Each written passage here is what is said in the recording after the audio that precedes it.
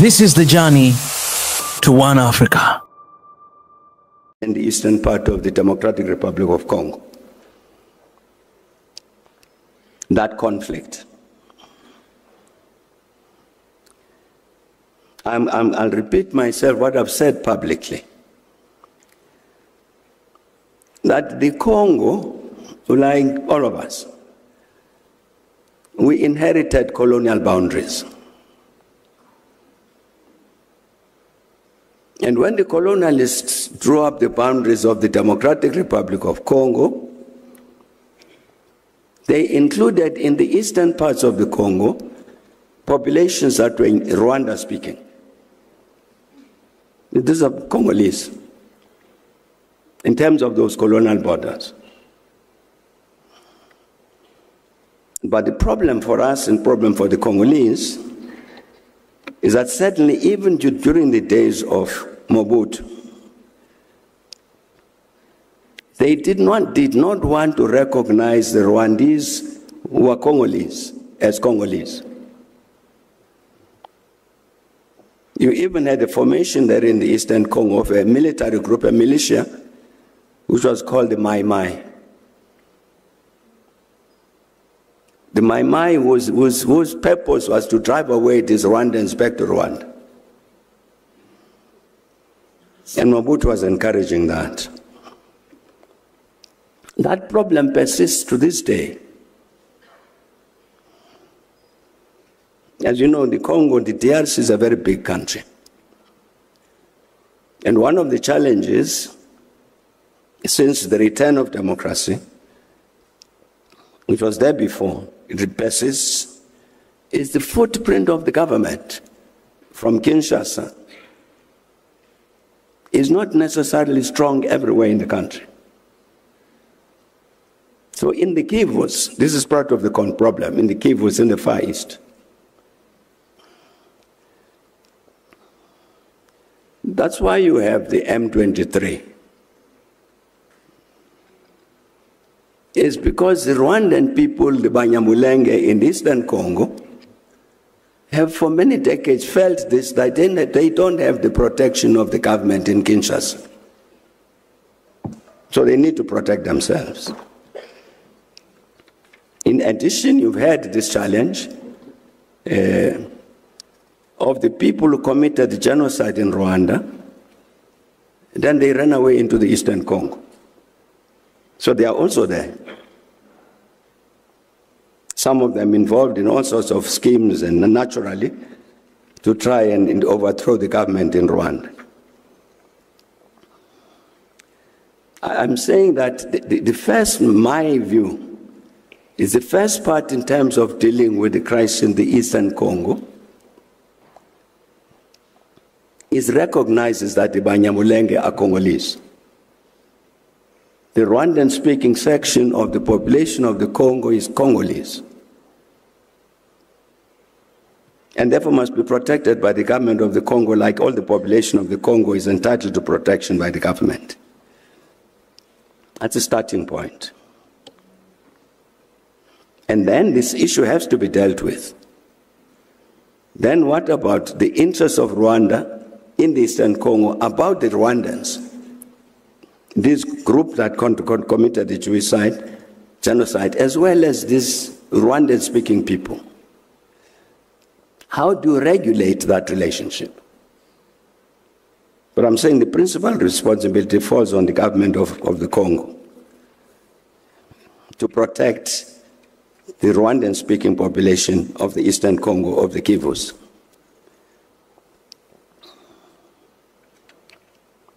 I think an understanding of those issues, why the coup d'etat in West Africa, why this commotion in the Congo, we must, fortunately we are, as members of this particular school, as it was explained, we must be the first ones to understand the objective reality.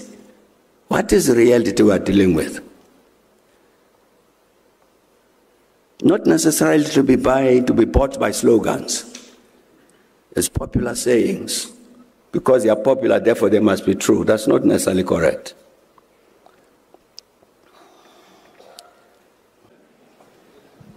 The question, Your Excellency, is why is the African Union or SADC does not use your expertise as a peacekeeping person, especially that you've got cordial and brotherly relationships with President Kagame. We can capitalize on those relationships with President Kagame that I personally know that you have to try and help the situation in Kigali than being and DRC than being hostile. That's the question.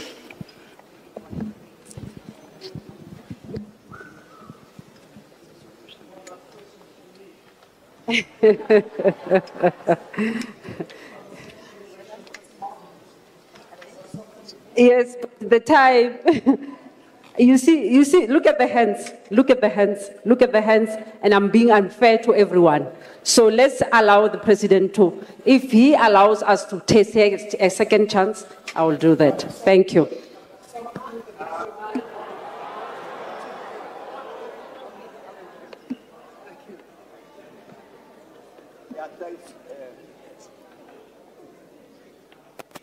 Thanks a lot. I'll have to be very brief, not like the last time.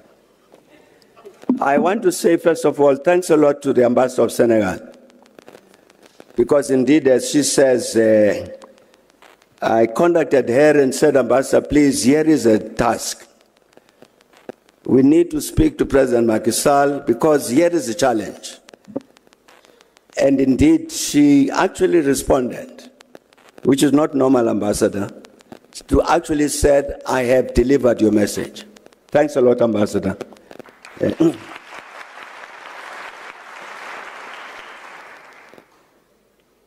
But really, I'm very, very proud of what President Macky Sall has done. I've worked with the President Macky Sall for quite a long time.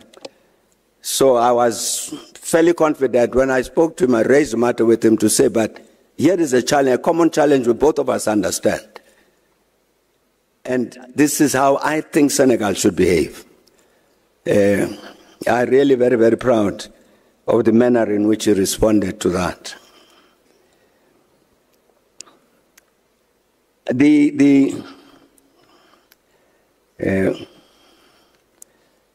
Nobody has spoken to me about what to do about the DRC here at home. They haven't. I don't know why, but they haven't.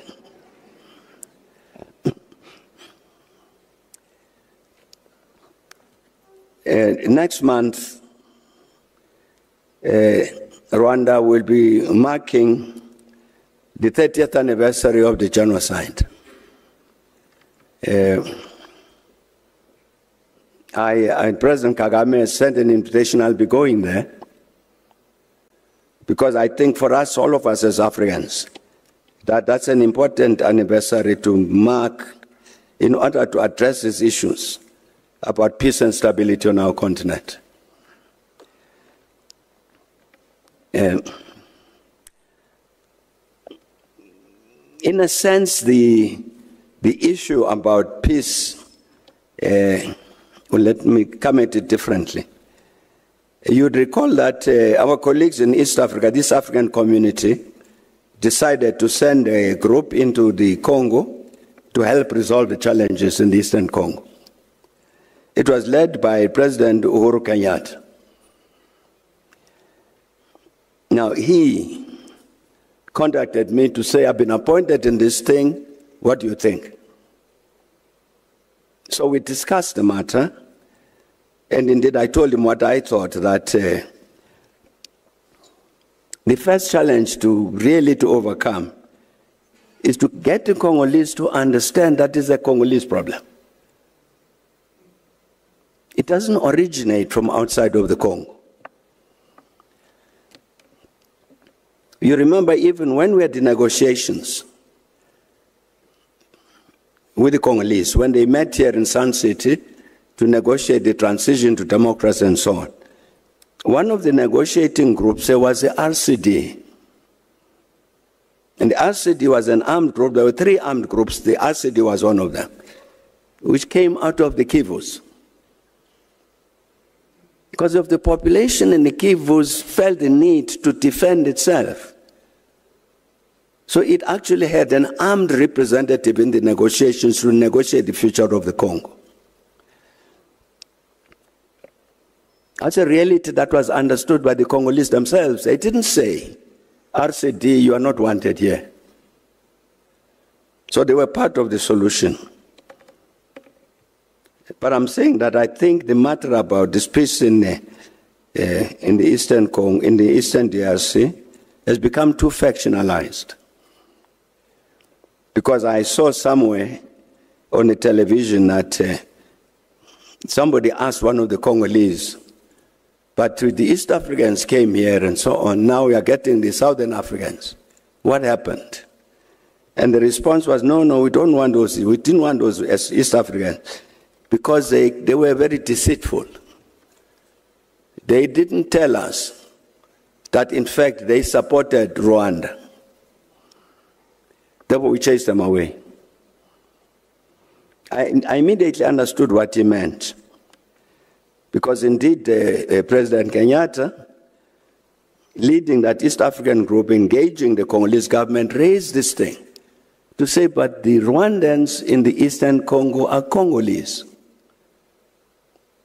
You've got to treat them as Congolese. That was interpreted as, therefore, you are in support of Rwanda, go away.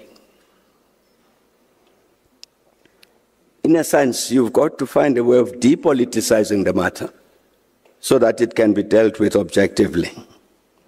In the first instance, by the African Union, which is facing its own challenges. One of the interesting phenomena in West Africa, well, let me stay West Africa, but say something else. You know, there will be I think somebody mentioned this earlier, there will be elections in Senegal later this month, presidential elections. Now, what had happened in Senegal was that over the last 2 years or so, the most popular person in terms of the opposition had got into trouble, got arrested and charged and so on. In the end, I think he got charged for something, found guilty on a charge of corrupting the youth, something like that. Sentenced. By far the most popular politician, I'm talking about a gentleman called Ousmane Sonko. So that is in jail. And people were killed in Senegal demonstrating against his arrest and imprisonment. Genuinely popular figure. So, because of this concern about democracy on the continent, and Senegal stands out on the continent as one of the few countries on the continent which has never had a military coup. Since independence in 1960, there's never been a coup there. You'd have elections, and then the incumbent parties lose elections, and new ones take over. But there was a crisis now, because here is the most popular leader, who's opposite side of the president in another party, but is in jail.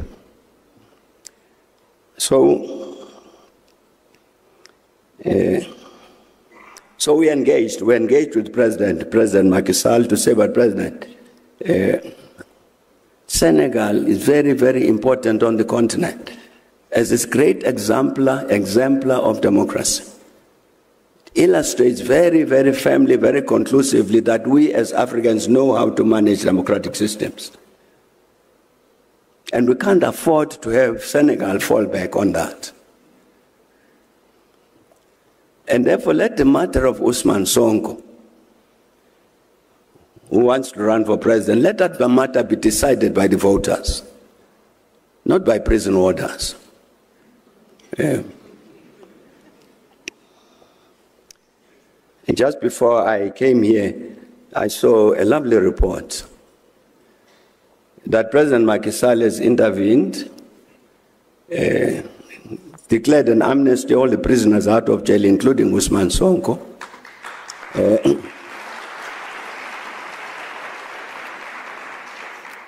And pardoned various charges, as a result of which Usman Sonko is running for president.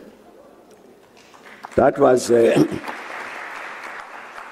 excellent intervention made by the president of Senegal. Precisely to say it's a responsibility of the Senegalese or the rest of us to defend this democracy, particularly, you raised quite correctly, in the context of the military takeovers that have been taking place, particularly in West Africa. But I think we've got to understand this about the West Africa situation. You know, a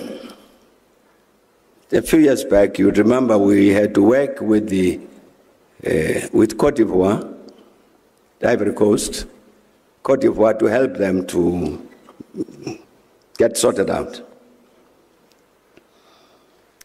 And one of the things that we found was that there was an agreement with France, signed at the point of the independence of Côte d'Ivoire, that France would maintain a military barracks in Abidjan, the capital. And the commander of the French troops, in any situation where he felt the security of Côte d'Ivoire or the security of France was threatened, he had the power, sovereign power, a French general, to take over the public station, broadcasting, and announce whatever he liked. It's one of the agreements, one of the 12 or so agreements, that not only Côte d'Ivoire, but many countries of the Francophone countries that signed with France at independence. Mali just now, has just repudiated all of those agreements. I think there were 11 or 12 of them, which include prescriptions about when you've generated a foreign currency, bank it in Paris. Yeah. And Paris, the French franc then, would guarantee your currency, CFA. Part of what is happening in West Africa, Palisa, as you can see, is a rebellion by young officers against French neocolonialism. It's not only military coups to remove some elected president, but these young soldiers are saying our politics since independence has respected this junior relationship with France. That must end. So you see the big confrontation between these countries and France. It has to do with ending, like the agreements I've talked about. That you'd have a French general based in Côte d'Ivoire who has actually the power to intervene in Côte d'Ivoire as he liked. So it's an anti-neocolonial rebellion. It has got this element, you are quite correct, of removing elected presidents. How does the continent deal with that? Well, you know, the OAU has a standard policy, as you mentioned, against illegal changes of government. So the military governments don't get recognized. But we have a particular consequence now, where Mali, Niger, Burkina Faso decide that they are walking out of ECOWAS. Now that can be a positive development. What is to be done? It's not a question that we can answer here. But I think, again, I'm trying to say, it's necessary for us to understand the objective reality. What actually is happening? It's not just young soldiers who are hungry for power and therefore remove this elected president. No. That's why they talk about Thomas Sankara. Sankara took power by coup d'etat. He was a soldier. But Sankara understood this particular issue, the need to destroy and defeat neocolonialism. And that's what these young soldiers are saying. What do we do with them? What does Africa do with them? I think Africa is a challenge, a problem, answering that issue, answering that question.